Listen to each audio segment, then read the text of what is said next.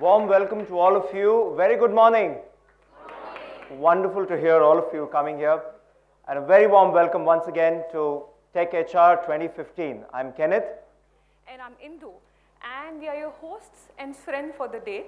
And what we're going to do, we're going to help you connect dots as we move from session to session. And with that, let me put the first dot on the canvas and talk a bit about this conference. So this conference has been designed to take HR at the center stage for driving on digital. And if you think about it, it's a beautiful opportunity for all of us as HR professionals and HR community to really take a leading role in driving organizational effectiveness to its next level. And would like to thank each one of you for the overwhelming response to this event, and really looking forward to a very, very active participation to make this event a grand success. Yeah? Thanks. Absolutely. I think seeing such bright faces early in the morning, everyone here to understand more about how technology and HR can come together to make a difference to our organizations is a wonderful space to be in. I'm sure now all of you would have already downloaded the event app on your phone. Yes? In case you haven't, the time is right now. Go ahead and make that download right away. In case you would like to use the Tech HR free Wi-Fi connectivity, all you have to do is search for the Tech HR Wi-Fi network and enter the password merajob.in. That's capital M, E-R-A, capital J, O-B.in, merajob.in. That's your password to access the Tech HR Wi-Fi network. We'll be referring to this app at all times during the day. The app will give you access to the agenda, to the speakers for today. Will give you access to a lot of the activities that we'll be running, polls and surveys, and most importantly, will give you access to all the delegates who are present here for this conference. Search Tech HR app on your app store for those who use Apple devices. For those on Android devices, use the Play Store. And for those who are using Windows Phone, please get in touch with our support, which is at the app help desk outside the conference area during the break. They'll help you make that download. Once you've downloaded the app though, access it with your delegate registered email ID. That's the ID on which you would have received all your communication for this conference over the last few days. Use that email ID and the password for it is 1234. Yeah? Yep. Simple. So I'm sorry, I'm sharing a lot of information with you early this morning, but this information is good, data is good, and it'll help you connect better to the conference. The app this year has also been gamified, so there's a leaderboard, and those delegates who are most active on the app will receive exciting badges and gifts from our gifting partner, Amazon. This will be done at the end of the conference, so you can pick up your badges once you move from one level to the next level from the People Matters stall that is there outside this conference area. So it's like a level by level game that absolutely. we can play and win badges? Absolutely. So okay. It keeps your interaction with this entire conference live and active. Okay. So download the app now, join in the activities in the conference, and join in this mega conversation. Very nice. So I think before we really move forward, let's take a quick look at the agenda for the day. So if you notice, can we have the agenda? We have three main tracks happening here. So this is the main track, which is our theme theater. Beyond this, we have the unconference track, which is called the Ideas for the Future Zone, which is also our conference and exhibition area.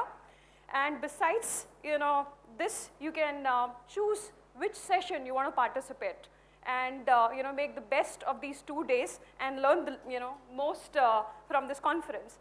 Also join us in taking this whole discussion to the social platform, and I'm sure all of us are on Twitter.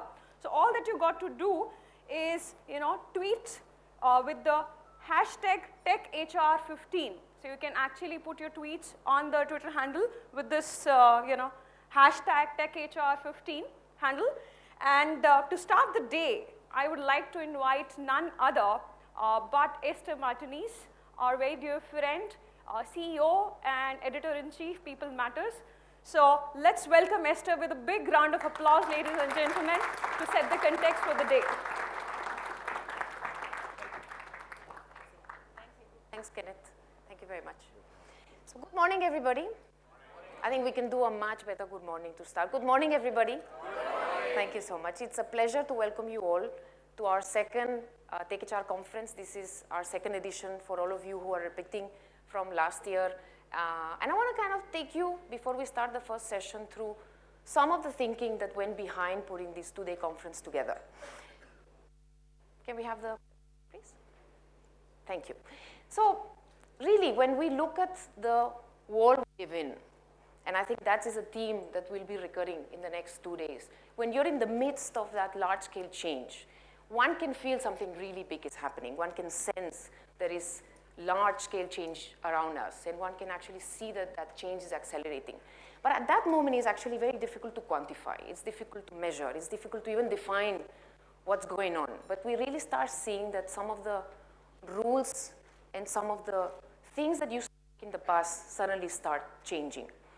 If you look at the digital models, it's really just been 20 years that things have started to change. And some of the non-traditional companies have started to catch on, really change and disrupt a lot of the industries. If you see some of the data, 52% of companies in the Fortune 500 post-2000 are no more.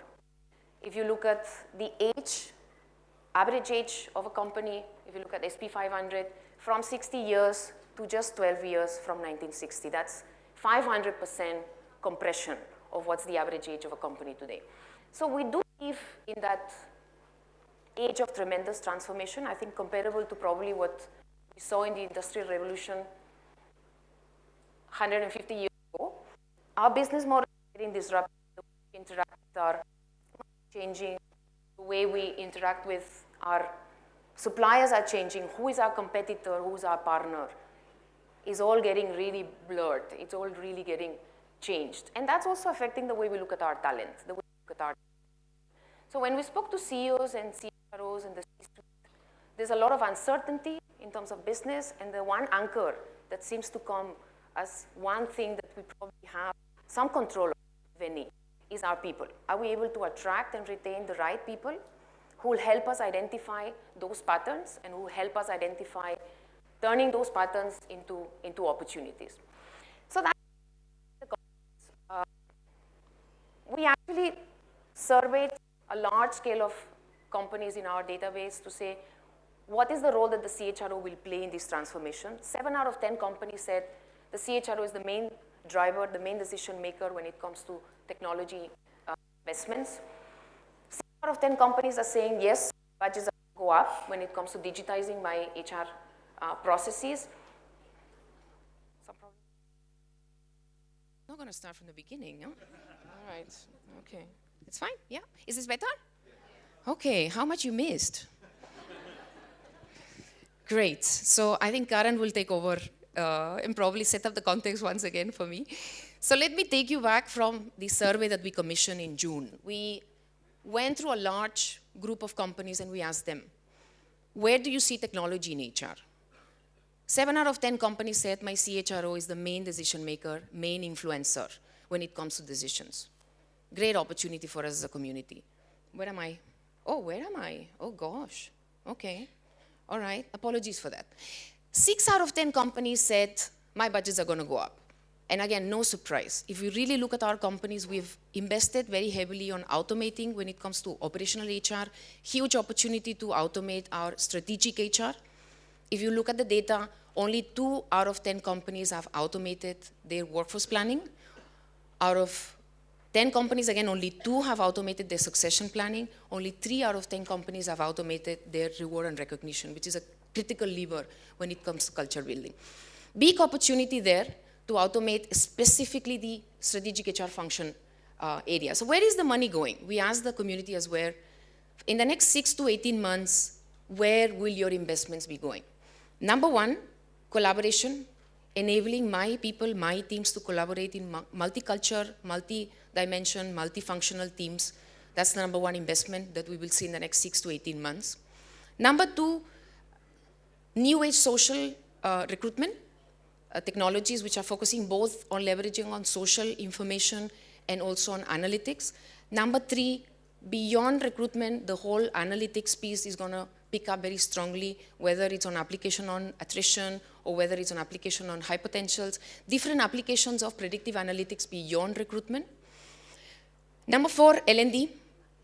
started early on, but I think the automation of L&D will continue to be a very big investment in the next 6 to 18 months. And finally, and thankfully, bringing mobile to all across functional areas of HR. So mobility will again be a very, very big component. So no better context than this to have a 2-day conference on technology. The time has come where I think both CEO, CHRO, and the C-suite is looking at changing the rule book.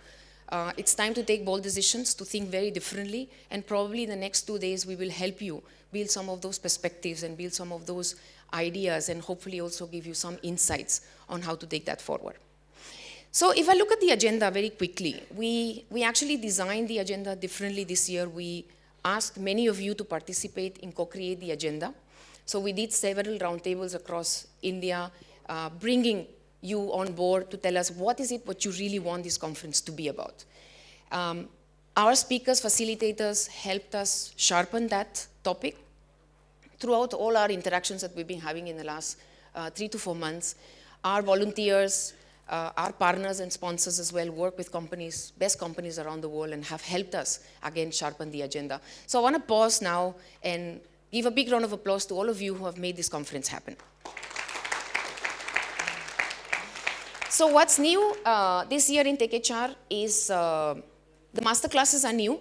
We realized that we want to take an opportunity to also do capability building as well during the 2 days. So there'll be 2 masterclasses that happen. What's also new is the TechWorks. TechWorks is a module that's been inserted in the 2-day conference, which will focus on real-life application of technology.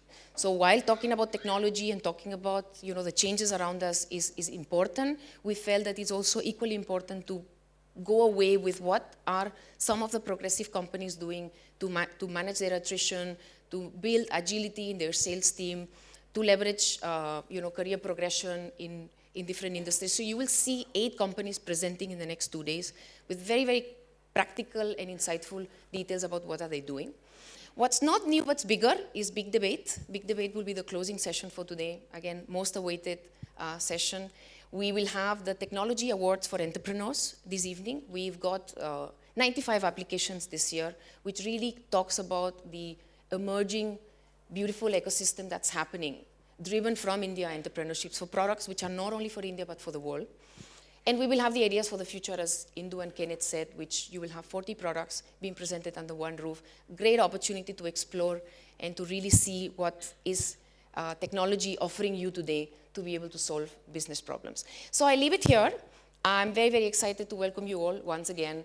And I hope you enjoy the session in the next 2 days as much as we enjoyed putting it together for all of you. Thank you very much. Very much, Esther. I request you to stay on stage for this next section. Let's dive into our first session today, folks. Our opening session will be power-packed presentations on defining the need and strategy for HR tech. This will be done by leaders both from the business and the technology space. They will set for us the context for today and for our conference theme, Driving on Digital. Remember, you can go to your app, go to Agenda, and then go to the section that is going to be starting off right now, and click on the activity header, which is on the top section of your phone or the device that you're using, and you can converse about the session while it's happening live. You can post your questions there as well, so that our moderator can take them towards the end of the session. So please join me in welcoming our first speaker for the day, which is Mr. Karan Bajwa, MD, Microsoft Corporation, to join us along with Esther. So put your hands together for Karan. Karan joined Microsoft India in November 2007, and he brings along an excellent understanding of not only enterprises, but a great insight into Indian public sector as well. Welcome, Karan, and thank you for joining us today. Joining them on stage, I'd like to welcome now Lynn Lee, who's the Vice President HR for Shell. Lynn joined Shell in 2002 as an HR leader in his downstream business and has experience in organizational effectiveness, talent and learning, and HR business partnering. Welcome, Lynn, to this conference, and thank you for joining us today. Over to you, Esther. Thank you. Thanks so much. So the first session, it's always a session that we want to make sure we set the context for the rest of the 2 days, and who better than a CEO and an HR leader to help us do that. So Karan brings tremendous experience in business strategy and managing teams globally, and people who knows him, calls him, says that he has a very strong eye for talent, and he's also an outstanding team player. It's a pleasure to have you with us, Karan. Lynn brings tremendous experience both in consulting and in HR practitioner, and she's actually worked across the world, both in regional and global roles, so it's a pleasure to have you, Lynn, as well with us. Thank you. So the format of today, we're going to be asking both our keynotes to take the dais, and we'll do the Q&A jointly at the end. So I'll request you to go to your agenda, select the first session, which is the keynote, the need for strategy, the need for technology and the strategy. You can start posting questions there, and I will be taking them at the end of the 2 keynotes. And there'll also be exciting prizes for the best question. So there's a little bit of gamified Q&A as well during the conference. So let's join me in welcoming Karan Bajwa, Managing Director of Microsoft India, with a big round of applause, please. Thank you, Esther. Thank you very much. Good morning, everyone. Now, I can tell you that a room full of 500 HR professionals can be very overwhelming in the morning. So I'll need more energy than this. So let me give it a shot. Good morning, everyone. Good morning. Thank you very much. Foremost, it's a pleasure to be here. I don't get to speak to these kind of audiences often. Largely, the audiences I get are customers, partners, largely technology audiences. So it's a unique experience. It was a unique experience putting this conversation together for me as well. So I hope you enjoy. As I was thinking about what to talk to you about, what would be meaningful for you, how can I make this conversation come alive, I was thinking about, am I going to talk to you about HR practices? Well, you are experts. I'm not sure what I can tell you about HR practices. The real way I thought I could really make this come alive and make it real was talk about my personal journey at Microsoft and how I partner with my HR colleagues in people engagement. So what I'm going to try to do today is, for a short while, is talk to you about how do I drive my people agenda? And I'm going to actually show you through the use of technology how we drive scale engagement with people and the people agenda through the use of technology. So there's going to be a few demos. Bear with me. I hope the technology works. We're going to try take a shot at the technology to make it a real-life experience for you as well. Now, as we look at the business environment around us, I don't think there is any doubt in anybody's mind that it is a fast-changing and a very dynamic environment. Some call it the VUCA world. Some call it huge transformation going on. But I don't believe there is anybody who is in denial about the fact that this environment is changing hugely. And technology and the change that technology is bringing about is a huge game changer in this whole fast dynamic change. How we think about technology, how it forces us to act, and how it forces us to engage with people, including the people in the workforce, that is changing very, very, very uniquely. Now, the pace is one aspect of it. That's just one aspect. But imagine in your day-to-day life, you're actually 24/7 on. There is no lines between work and life per se. And the lines are fast blurring, if at all there are any left around. And imagine the myriad of devices that you use, the number of devices you use in a day-to-day. All that is complex. Managing that and having a meaningful engagement is a very complex one. A recent CEB survey with HR professionals found out that 50% of CHROs are thinking this year of bringing about innovation in the workplace through the use of technology. 46% of them are actually going to change their HR operating model. And that is primarily because of the changes that technology is bringing. That's the prime driver that they are thinking of. Now, as I ground myself in this, in my view, technology and the way I think about technology is basically an enabler that allows us to carry forward our people engagement on scale. Now, as I said, I'm going to bring this closer home. Let me talk to you about, as we started the new fiscal year, which was not so long back, I sat with my HR partner and I reflected on what are the things that we did from a people standpoint last year. And what are the changes that we're going to drive this year? What are the key imperatives of our people engagement at Microsoft in India for this fiscal? And we started thinking about what's changing at Microsoft. For those of you who are tracking Microsoft, there is a huge transformation going on within the company. And that is being led right from the top. Of course, it's at a technology level, but it's also at a cultural level. And that is not an easy transition to drive. More than ever before, it is now that we need to drive collaboration between our employees. The concept of unleashing the power of one Microsoft is more important for us than ever before. We've been very successful in the past, having multiple companies literally running within one company, but now's the time we need to break all those silos. So productivity of employees, but collaboration of employees is extremely an important subject for us. So how are we going to enable that was the first imperative that I took forward with my HR partner. There is so much learning we have from the experiences that we have in hiring people, in retaining people, in developing people. And yet, time and again, we make the same mistakes in hiring, in developing, and losing people. Why do we make those mistakes? I don't think we are intelligently taking the learnings. How do we establish a mechanism where I can systematically dig into the learnings I have over the years that we've been driving this company? How can I dig into that data and drive meaningful interactions out of that data? That's the second imperative that we said. We're going to drive real insights through the data we have and take an analytical approach and learn from the learnings we have. That's the second piece we took up. The third piece, the debate about the fact that we're going to have a multi-generational and a gender diverse workforce is a closed debate. It's a given. We have to have this level of diversity both from a generation and a gender standpoint. But the theme doesn't end there. How are we going to engage with this audience is the game changer. How are we going to make sure that we unleash the full potential of what we are trying to drive through diversity, and it just doesn't remain at a percentage is a very important theme. So changing the engagement model with this workforce, both gender and generational, is a third imperative that we put together.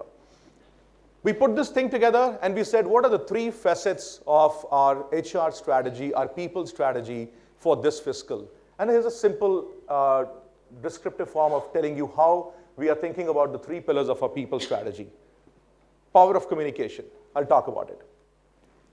The power of data, I'll again talk to you about detail about how we are doing that. And finally, the power of one, how do we bring the one Microsoft together? So these are the three levers of our people strategy that we have unleashed in this current fiscal year. I'm going to try bring each of them alive and give you examples of how we are actually delivering this transformation through this agenda. Let me start with communication. For me as an individual and a leader and a manager, I believe in the power of communication. I use it immensely. I overuse it actually. A lot of people tell me that I over-communicate. I believe that is a strong, strong lever for us to engage. A lot of leaders make the mistake of building an agenda and leaving it right at the top. And I believe unless this is grounded right till the last person on the ground, it is not real. So I personally take a lot of effort while I lean in a lot on my teams, the extended teams that we have, but I take a lot of personal effort in communicating with people through many forums. And I believe communication is not one way. It is a two-way thing. While you communicate more and more and create forums for communication, you've got to also have a listening forum. You've got to also have the feedback mechanism coming into you. So it's equally important, and I'll show you how we are actually making it alive. How do you create an environment? And it is not easy. India is a very hierarchical workforce. It still does in a lot of traditional companies. I know startups are changing the environment. Still, it's a very hierarchical workforce. The reverse feedback is not very open to come. How do you create an environment where people feel empowered to give you feedback? How is there an open culture? And there is never a, I'm done with this situation. It is an ongoing conversation in my mind. And along with this, it is also about personalizing it. Call it personal or call it personalizing the communication. I believe the more you personalize the communication, the more you can connect with the individuals. And I'll give you specific examples of that. We are in an environment where leadership is more social than hierarchical. You have to be accepted as a leader in a social form, in a larger form, than just because you are right there at the top. Those times are changing. In all companies, I would say. So, I'm going to give you a few examples of how we are driving this whole communication strategy. I spoke to you about personalized communication. I literally send out a communication almost once in 15 days to the entire company. It could be on any theme. This morning, I sent out a communication on feedback, on how do you accept negative feedback. We're going through a performance review cycle. A lot of times people resist negative feedback, and I saw a wonderful article in HBR, and I actually sent over that article with the context. So I over-communicate. One key thing I have seen is that when you personalize the communication, when you make the communication to an individual, I could actually write an email to an entire alias and this mail goes, dear team, and I could send the communication out. But what I try to do is I personalize the communication. I'll give you 2 examples. Every year, for the last 30 days of the fiscal, we actually run a campaign in the company called the Last Mile Celebration Campaign.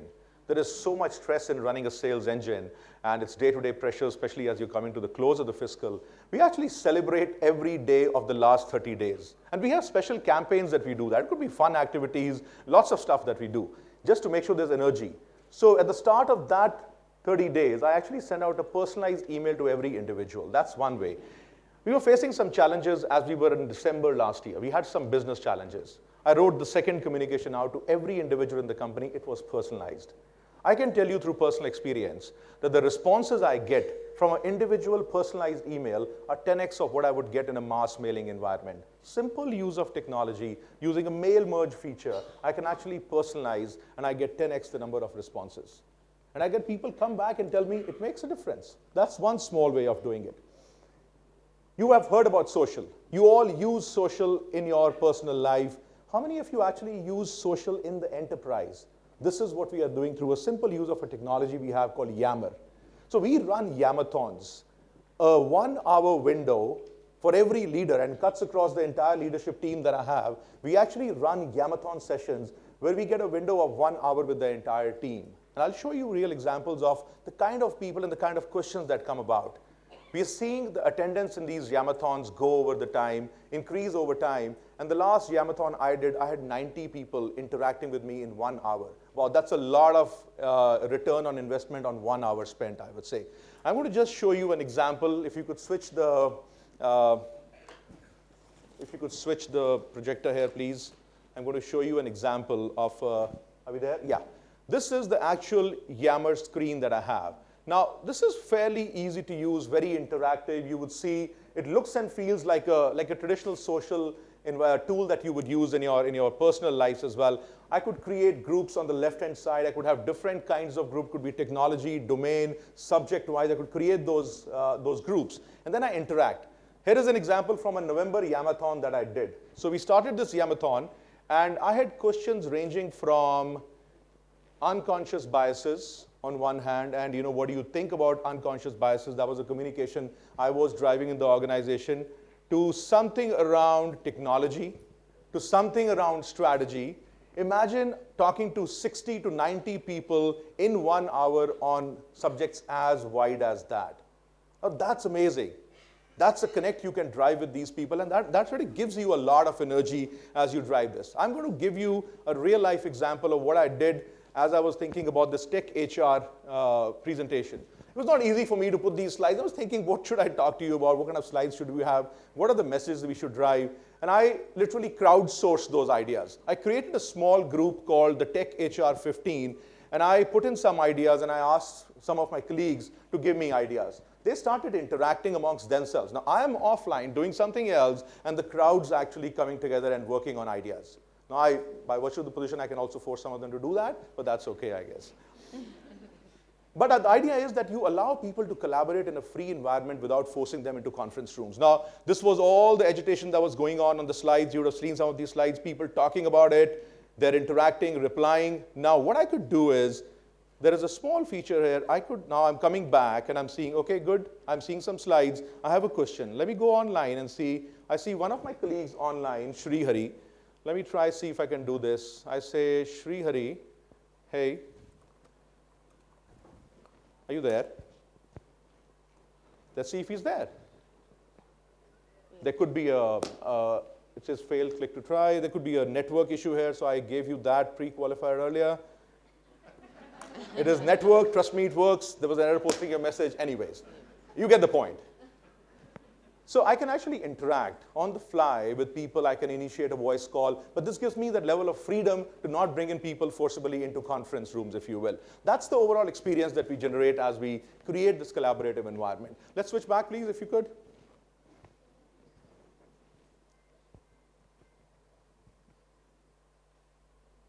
Sorry for this. The second piece is power of data. How many times have you found yourself in situations where there is a position being taken based on perception? Often. An individual sees a certain situation based on what he sees, doesn't see the full environment, and takes a decision. I'll give you an example. In a fast-moving sales engine, you would find it so easy to bring and onboard seasoned hires versus a fresh hire. It is so easy to bring in a person with 10 years experience, put them in a sales environment. It takes time to nurture and create youngsters in that sales force. It is so much easy for any manager to say, oh, well, you know, these new hires are high on potential but low on impact. I'm going to go take a senior hire. Perception creates unconscious biases.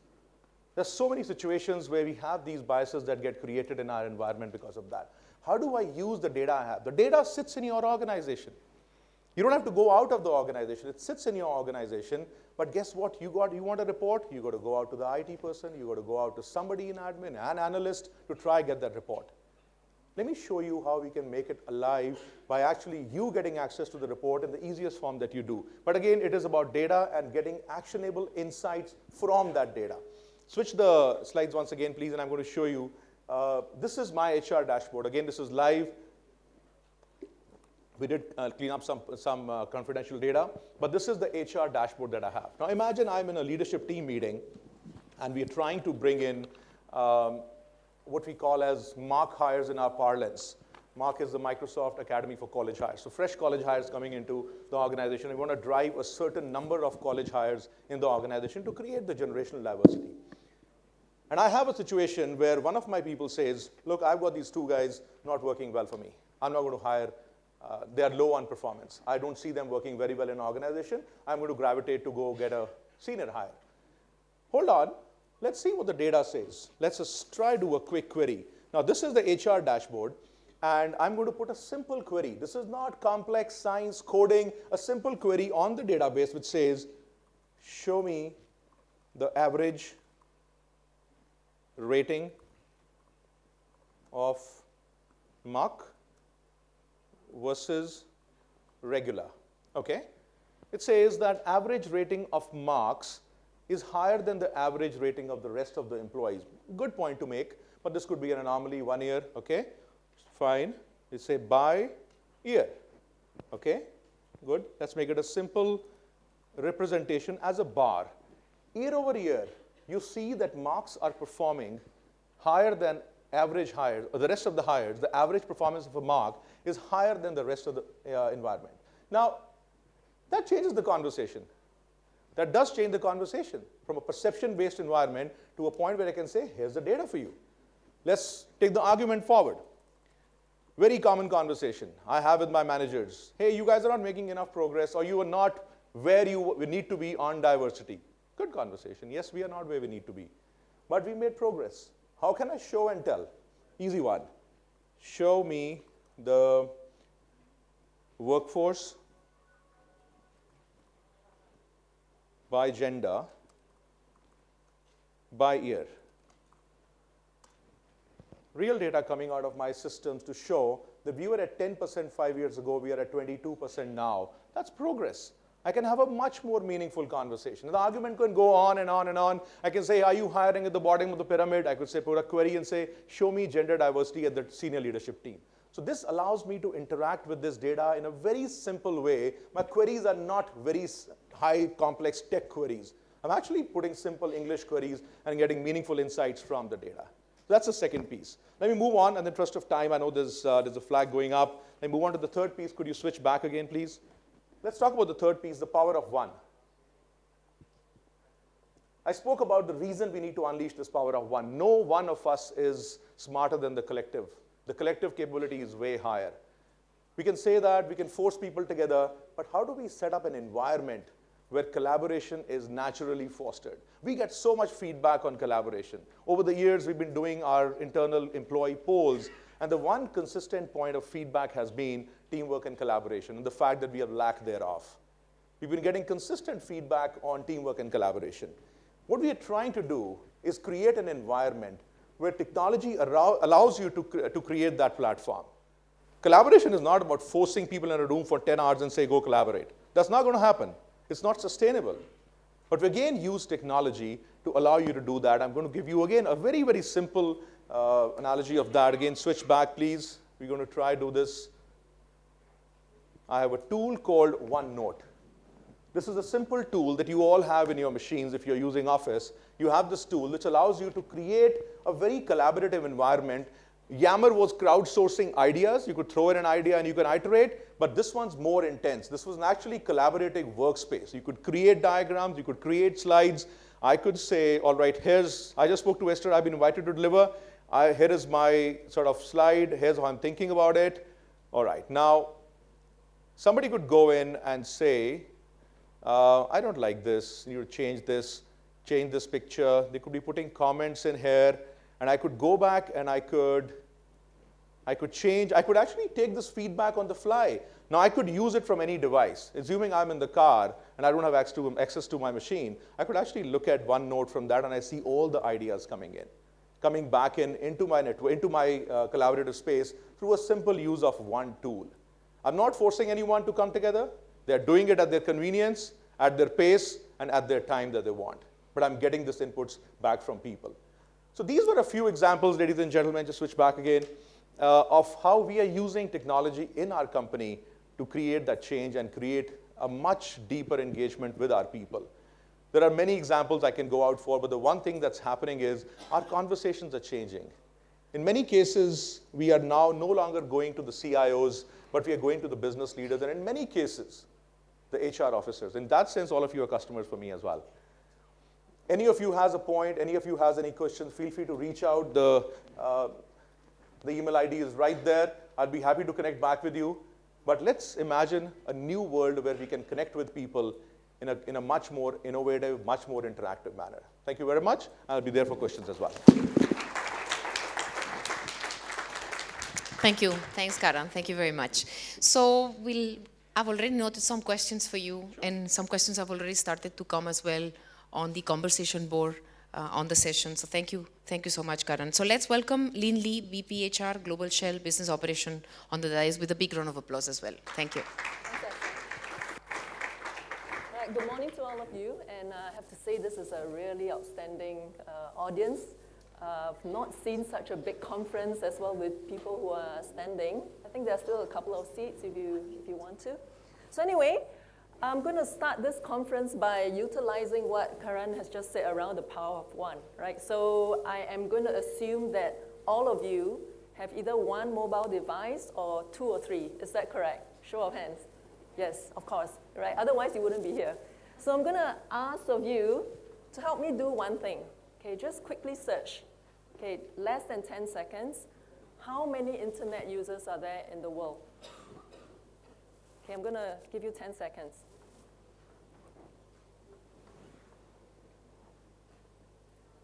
Okay, who has the answer? Shouldn't take that long. The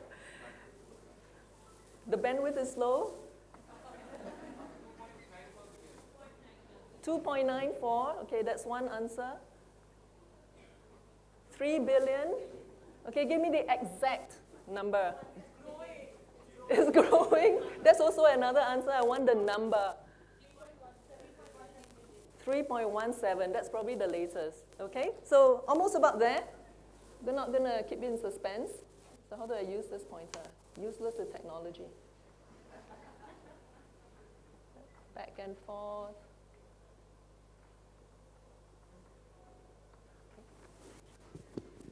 Give me a second, yeah? So you notice that I'm not very good with pointers, but I can definitely tell you the answer. Right.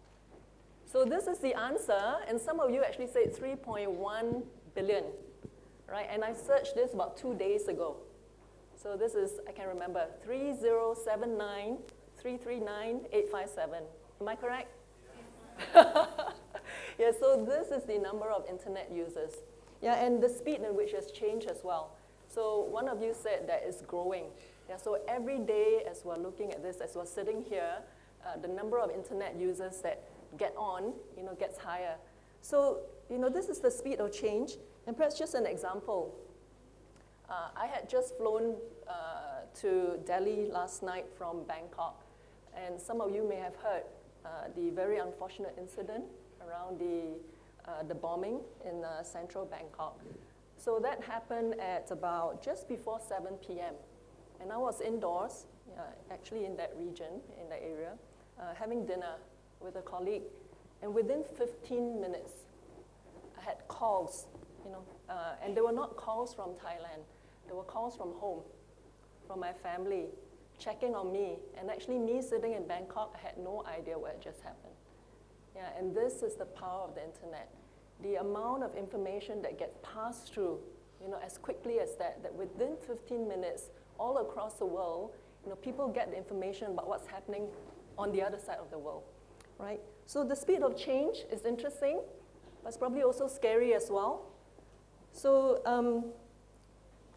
Esther had mentioned this before, that in the past 10 years, most likely, the speed of change has been more than tenfold.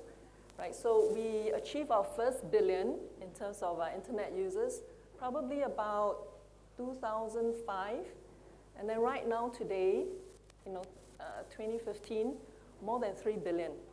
Yeah, so why do I show these numbers? These are the internet users, that represents the amount of the population. So the internet users of these countries, the top 3, right? So no surprise. China, US, India, right? No surprise to you at all. But I think what's more interesting is that if you look at the penetration rate of these countries, China is probably about more than 50%. The US, probably close to 90%. But how about India? Anyone wants to guess? About 20%, right? So the potential of that growth in Asia, right? So of these 3 countries, most of that growth, about 35-36% of this will be in Asia, right? And most of these would be from India, right? So if you think then about just in terms of the supply, the demand, for digital, the innovation that's going to come out from this part of the world, right? From the energies of people like ourselves here, and as well as the infrastructure, institutional spending, right? The heart is here. So, I was amazed, coming into India yesterday. So I had not been very good at uploading the Tech HR app. So I got into the hotel and I thought, well, I can't be a speaker and not get into the app. So let me just, get on and see what's happened. Immediately, I had about 100 messages about what's happening, the tweets. And again, it's amazing, right? Because it shows again that, as I said, the innovation about what's going to happen, we're on the brink of something big. Yeah? And all the times, I was looking at some of the messaging. Esther was mentioning this morning, you don't really have to do much, but to set up the structure, right? Create the opportunity, and the demand takes over. Right? So why am I saying all of these in terms of, the HR person? Haven't really talked about HR yet, right? But just think about this in terms of the potential, right? What technology enables in terms of the human potential. Okay, some of you may have seen this, right? The laughter shows that you probably have seen it. So again, just a show of hands, right? Your own example. When you get into your home, or the first thing when you wake up in the morning, how many of you reach out for your mobile device and check? A bit embarrassing, but true, right? So I find myself doing this.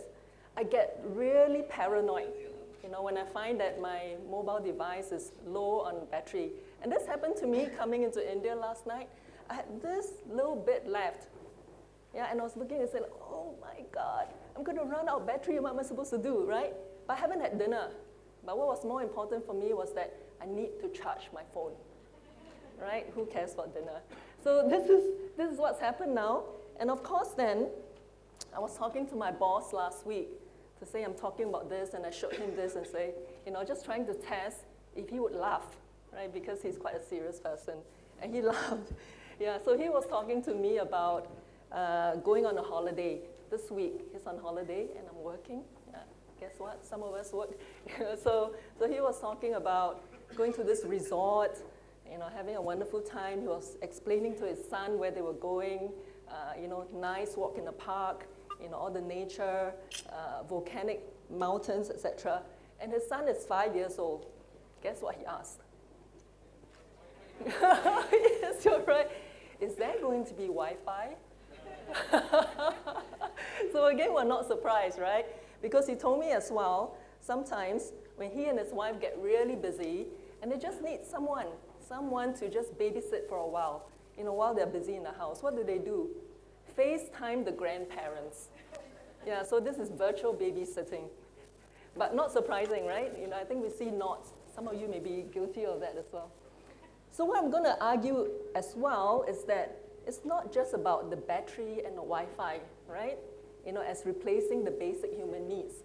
And I'm going to argue that digitalization has actually changed the entire Maslow's hierarchy of needs, right? If you think about how you decide where you're going to eat, right? You go into, I check on food reviews. Yeah, I see where's the nearest, that I can go. Maybe in some locations as well, you import, fresh water, right? So these are basic needs. And how about if you look at even self-actualization? How many of the new artists or singers who actually have bypassed, the music producers and went straight into YouTube, right, to actualize themselves? So again, if you think about this, it has totally changed the way we live, the way we work, and the way we play, right? And probably for some of us here, I'm definitely not Gen Z, as you can tell, but for some of you who are younger, you probably can't imagine a life that's different from what I've just described. Yep. Okay, this is probably gonna be a bit controversial. If I put this up to say, new kids, are you sure? Okay, but again, think about the new businesses of this century. Well, century, decade. Yeah, and Esther made mention to this as well, right? So what types of companies come to your mind? Just name me a few. Yeah, e-commerce. Flipkart. Uber, yeah. What else? Okay, Uber, Facebook, yeah. Yes, Airbnb. Okay, why don't you guys come up and do the presentation? Exactly. And what do these companies have in common? Disruption, right? Do any of these actually carry real cars, real hotel rooms? Yeah, real big platforms? No. Perhaps what they have in common is a big idea, right? The second thing that they have is a collaborative effort. Yeah, what Karan mentioned around the power of one, right? Probably a very big idea and got people excited around this. People with common purpose, common goal, and there you have it, right? Most of these companies are probably valued much, much higher than actually proper brick and mortar types of companies, right? I think maybe you can imagine or remember the outrage when Alibaba was actually put on IPO, right? Outrage in terms of how much people would pay, right, to actually get into, or the market would pay, right, for a share in Alibaba, right? But why am I showing you this? Again, it's about the opportunities that are created when we actually use digital, right? So some of these things we're already living with, some of these around the way that we chat with each other, the way that we communicate. But if you think about this, then in terms of these companies that have made it, and also then about the opportunities, right? Uber, taxi on demand, right? Facebook, you can make friends that you've never met before and become actually very good friends, right? And how about Alibaba, Who cares about, walking down to the mall to get things? You can actually do all your shopping online, right? And what I love, so I go to this site called Zalora, which is like, clothing and fashion. What I like about it is if I don't like it, I return it and get my money back, no questions asked, right? I don't even have to step out of my house, right? So this is the opportunity in which it creates as well. Okay, future of work. So I've given you some opportunities in terms of, what digital has created, right? In terms of the human capacity and the future of work. Some of you would probably experience it already in your organization. Some we have read about. So perhaps, just maybe a couple ideas as well. Future of work, what will you see? Or what are you experiencing? Smart? Okay. Virtual? Flexible? Working from home? Is that good or bad? I'm not sure. Yeah, you work 24/7, you're working from home. What else?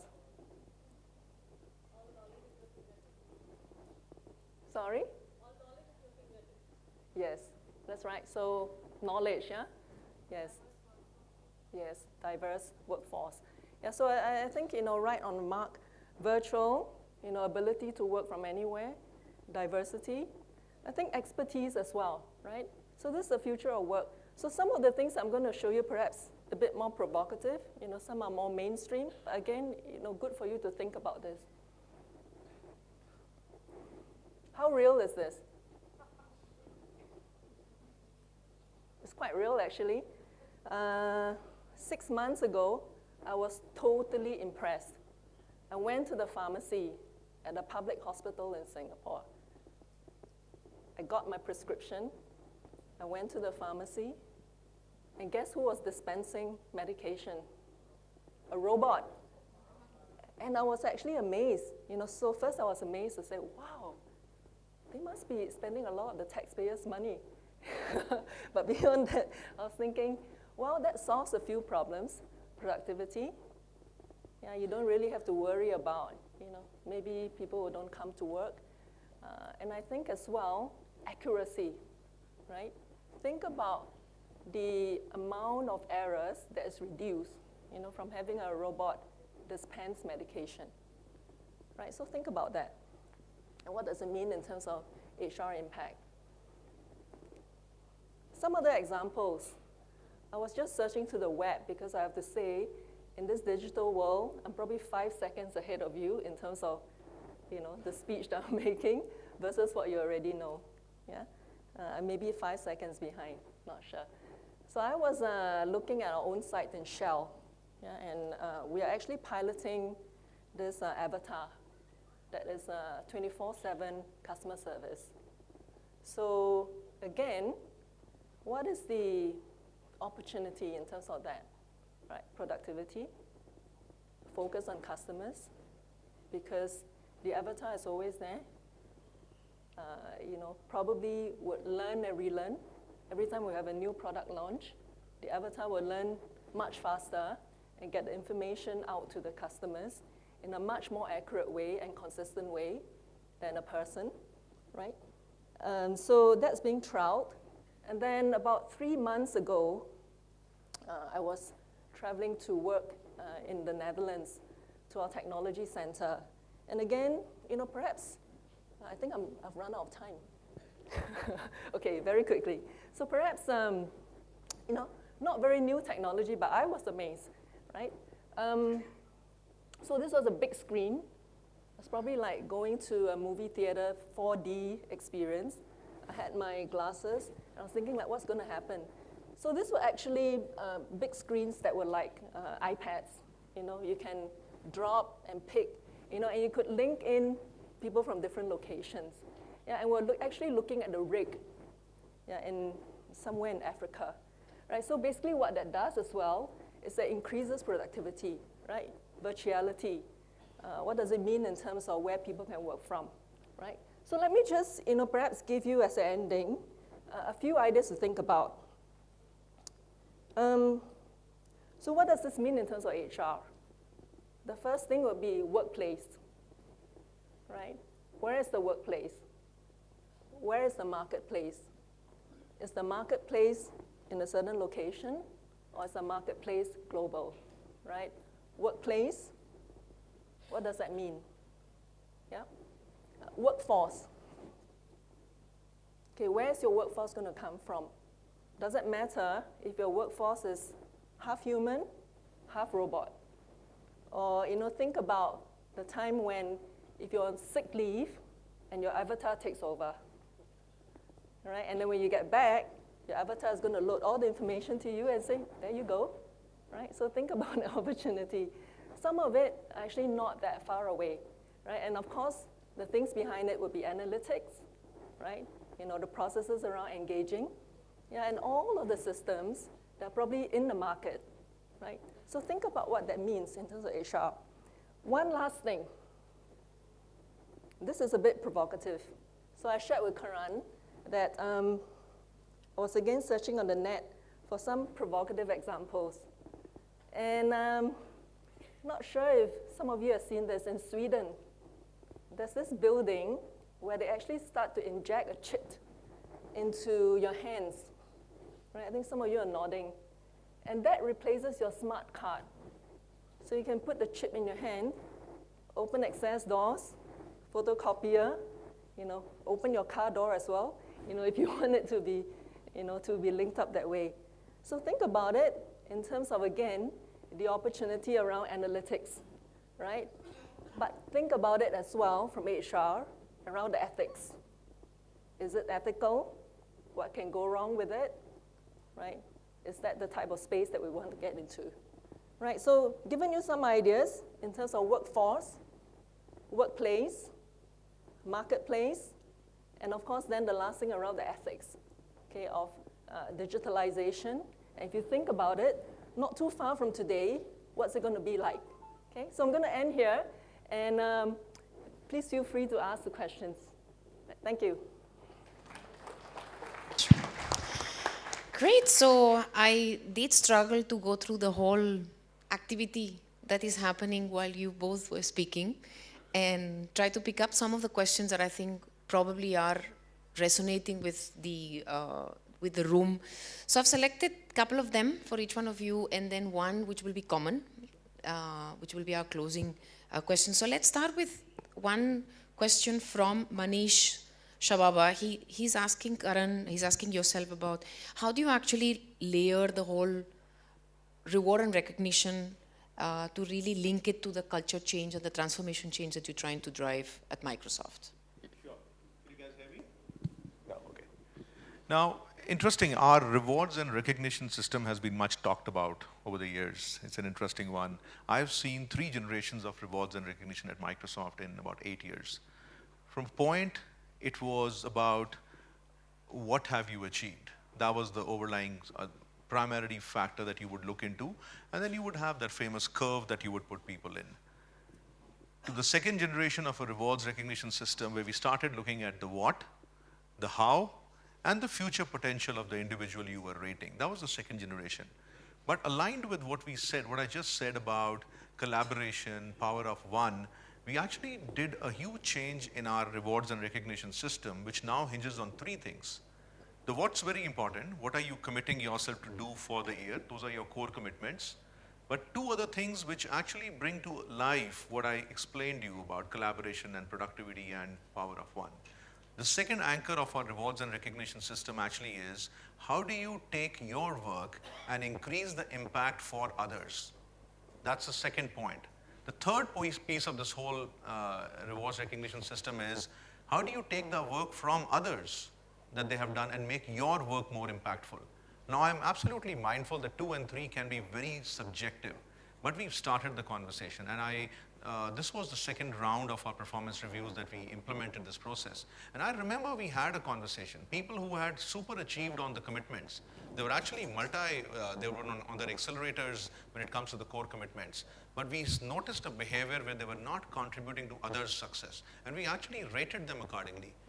One part of this rating is that we don't have an absolute rating system per se. We don't have a 1, 2, 3, 4, 5. That brings in a little bit more flexibility on how we can treat the other two parameters which are more subjective. We actually have an impact rating mechanism. We have an impact slider over a scale, and we actually rate people on an impact slider versus an absolute rating. So these things, the three anchors and the rating system, allows us much more flexibility to bring to life the core requirement of driving collaboration in the organization versus just looking at what am I going to achieve this year, I'm going to be measured on that only. That's the way we are bringing it alive. Thank you so much, Karan. So there's a question for you, Lynn, which I think is very close to your heart. And when we had this interaction during the preparation, we've discussed this several times. So Pooja Shetty is asking, with all this tech and all the examples you gave, are we taking away the human touch? And I think this is a recurring question from the HR community. So it's a classic. So I wanted to ask you, how is that impacting our human touch? Right. Thanks, Esther. I think all of you can hear me. Yeah. So yeah, definitely it's a question that's close to my heart. So I think all the examples that I've given you is, worth us thinking for HR, because it will happen whether we like it or not. But I think the question that's behind this would be, not that, human beings will be overtaken by robots. But I think the question is, in HR, what does it mean around the types of people that we should bring in, right? Are we going to continue to bring in people with deep expertise? Or are we actually looking at bringing people, who are multi-skilled, multi-function, quick at relearning, because that's going to be key, right? With technology, with digitalization, the learning and the pace of learning is going to be speed, right? So the faster you can learn, the more agile you can be, the better as an employee you're going to be, right? So I think the humanizing of this is around, how do you ensure that you're able to engage, train, and also enable the human workforce to actually take on, probably the more high-end, probably high-end is not even the word, but to really think about, how you can be, able to engage with each other and be the ones, that will actually take on, the collaborative work before digitalization takes over. Yeah, so again, something for you to think about. We don't all have the answers, but it's not about replacement. It's about the types of people that we're going to have in the organization.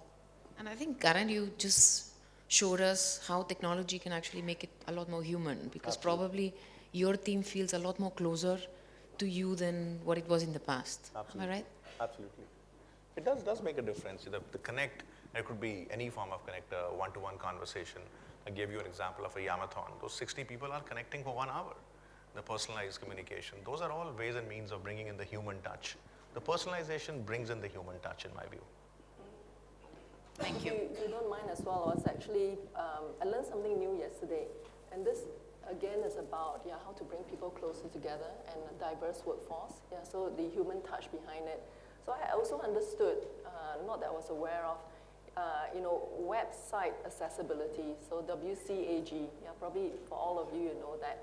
Yeah, so again, it's about, we talk all the time about, not having enough in the workforce, but it's also about, looking out for different types of workforce and engaging them on a common platform. Sure. And using Yammer, and technology to actually enable, people who would ordinarily not be able to participate in the workforce. Yeah, so, people who are differently able, maybe in remote locations who would actually not be in the workforce, if not for technology. Can I just add another element to this? A lot of times people fall in for the argument that, hey, I run a very large team and hence I can't drive a personalized engagement model. And I think that's a big fallacy. It's a huge fallacy. I've gone through this personally. I have a bit of a personal trait to connect with people, but I was challenged in Microsoft when I was transitioning to a role which needed me to run a larger team. I remember I started by running a team of 30 people, and I could connect with everyone. I knew everyone individually. I knew what they like, what they don't like. I knew their families per se. And when I was taking on a team which was 200 people, I was told, hey, you can't scale with this model. I said, no, you're wrong. And then I have a team now of 1,000 people. It is about what you do. It is not about touching each individual. It's about what you do with an individual that spreads across. The compounding effect of an individual interaction is way larger than trying to touch 1,000 people in that sense. It's what a leader does in an engagement. The word of mouth conversations that happen post that, that brings in. So that's the personalization and how you scale that, I would say.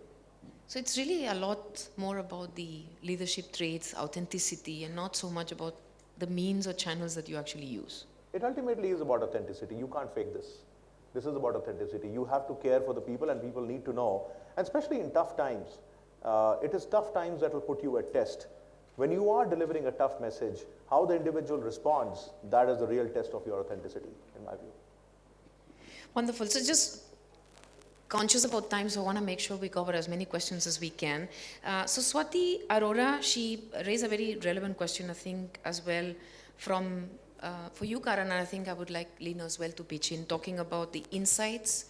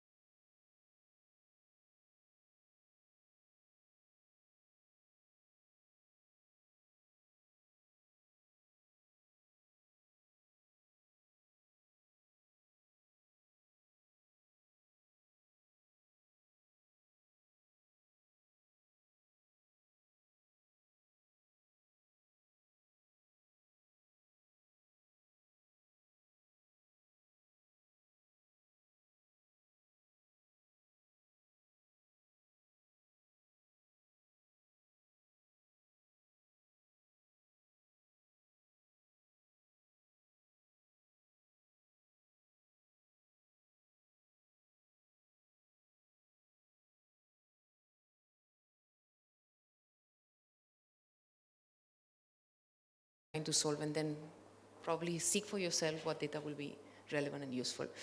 Thank you so much. So next question, Karan, I think that goes to you, and I think that's something very relevant for all of us in the room to take with us.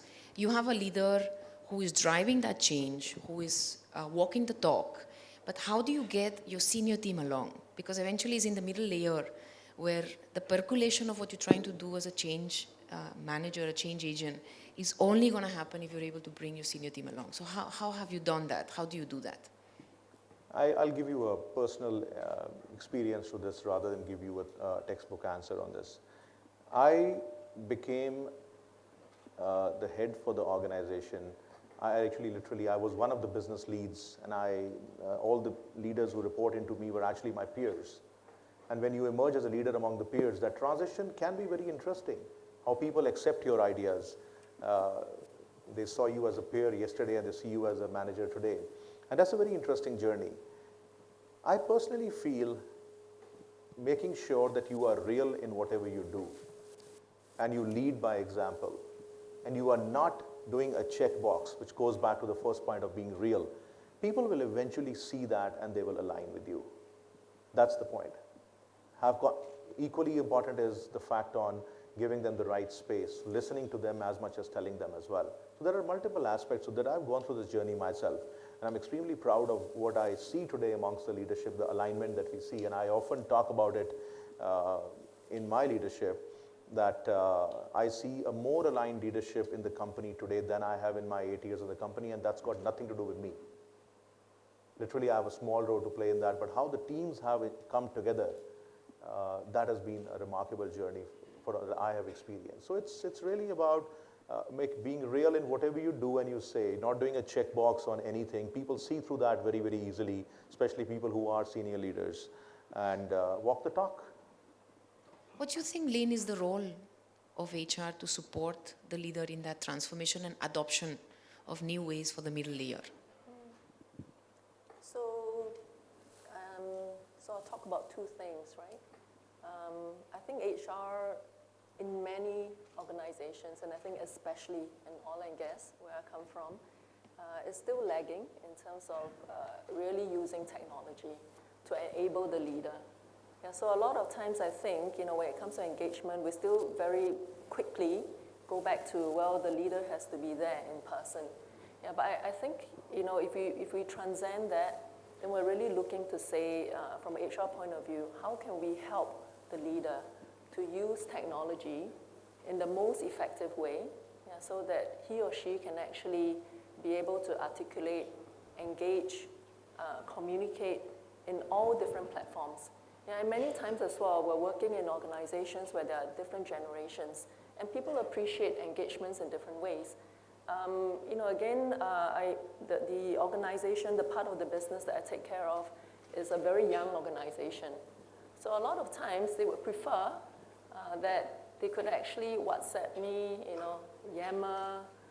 All of those technologies are actually more important than actually meeting face to face. Yeah, and the immediate response as well, right? So that's how they will see the leader, how quickly you respond.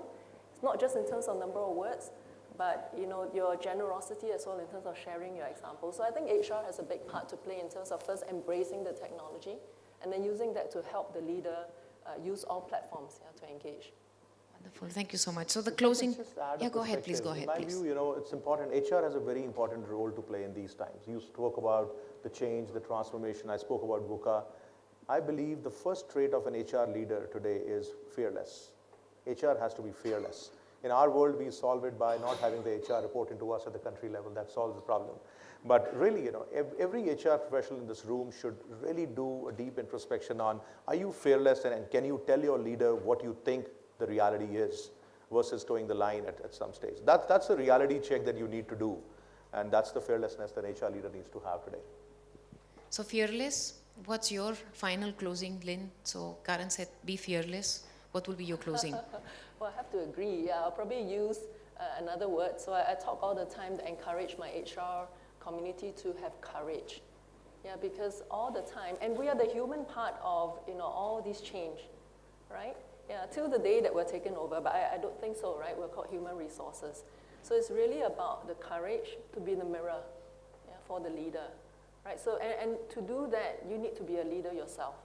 Yeah, you need to embrace the change, understand the change, and with that, then be able to partner and work with the business leader to transform together. Yeah, so I think fearless and courage. Wonderful. Those would be the two words. Wonderful. I think that's a great beginning of our session. So thank you so much, Lynn and Kara. Let's give them a big, big round of applause. So if I look ahead, what we have ahead of us, and we started the session saying that we will have to redefine the rule book, and we would want the HR community to actually change and lead that redefinition. So we leave you with those words. So thank you once again. Let's give them a big round of applause. Thank you. So the question, Dibya Arora, is our best question. So if you can just connect with the People Matters team after the session. So over to you, Indu. Thank you so much, Esther. And I think it was quite a session, from the crystal ball that Lynn had shown and the Aladdin's Chirag that Karan pulled out, which had all the data and just bring it in a jiffy. With this interesting session, I would invite all of you to head for another interesting session, which is our first break for the day, and which is going to be sponsored by E&Y. And just like our session, our break is also going to be action-packed.